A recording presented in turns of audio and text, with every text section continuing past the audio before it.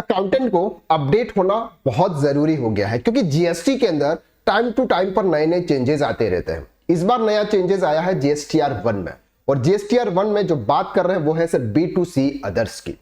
अब से B2C others में क्या चेंजेस आया है और इससे हमारे प्रैक्टिकल लाइफ के अंदर क्या इफेक्ट पड़ने वाला है, यह आज हम इस लेक्चर के अंदर डिटेल में कवर करते हैं।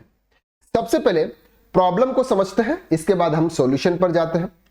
प्रॉब्लम यह आती है कि सर अगर मैंने जो भी गुड सेल्स किया उससे ज्यादा अगर मेरा सेल्स रिटर्न है, तो ऐसे केसेस में मुझे अपने जीएसटीआर 1 के अंदर कैसे शो करना होगा।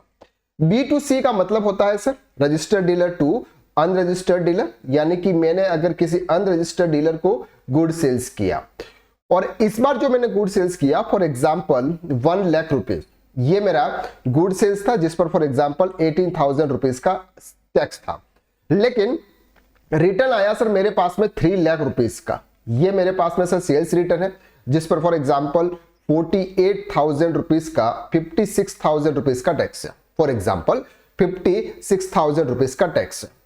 सर अब मैं जीएसटीआर 1 के अंदर उसको कैसे शो करूंगा?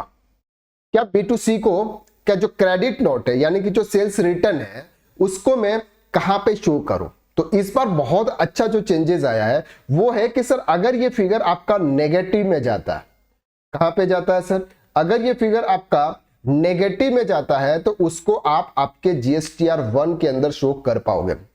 जीएसटीआर 1 फाइल करना ध्यान से फाइल करना होता है, क्योंकि जीएसटीआर 3B के अंदर जीएसटीआर 1 की डिटेल्स जाती है, और जीएसटीआर 3B के अंदर एक कॉलम तो आपका लॉक हो चुका है यानी कि अनएडिटेबल है, और दूसरे भी आपके एडिट नहीं कर पाओगे, ऐसा जीएसटीआर 3B के अंदर होने वाला है। तो जीएसटीआर 1 ध्यान से फाइल करना सबके लिए जरूरी हो गया। तो यहां पर ये जो नेगेटिव फिगर आपको यहां पे दिखेगा, जो आपका B2C सेल्स रिटर्न के बाद में आपका जो फिगर नेगेटिव में आता है यानी कि सेल्स से ज्यादा आपका सेल्स रिटर्न है, तो अब आप यहां पर अपना फिगर B2C के अंदर आप यहां पर उसको नेगेटिव में शो कर पाओगे।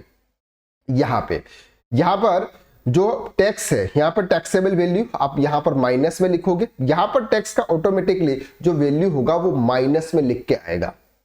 जब आप B2B और B2C दोनों का टैक्स का कंपैरिजन करोगे, यानी कि आपका B2B का टैक्स है फॉर एग्जांपल 60,000 रुपीज और B2C का टैक्स है फॉर एग्जांपल -36,000 रुपीज, तो आपका जो टैक्स पेबल होगा वो होगा 24,000 रुपीज।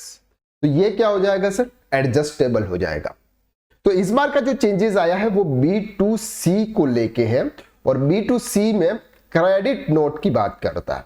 क्रेडिट नोट से अगर आपका सेल्स नेगेटिव में जाता है तो आप नेगेटिव फिगर आप आपके जीएसटीआर 1 के अंदर फिल कर सकते हैं। पहला ऐसा ऑप्शन नहीं था, आपको सिर्फ पॉजिटिव वैल्यू ही आपको फिल करनी होती थी, लेकिन अब आप उस नेगेटिव वैल्यू को भी आप फिल कर सकते हैं। आई होप कि ये जो चेंजेस है ये आपके लिए सही है और आप उसको यूज करके अपना काम और इजी कर सकते हैं। तो आज के लिए बस इतना, नेक्स्ट क्लास में हम फिर मुलाकात करते हैं, तब तक के लिए थैंक यू सो मच।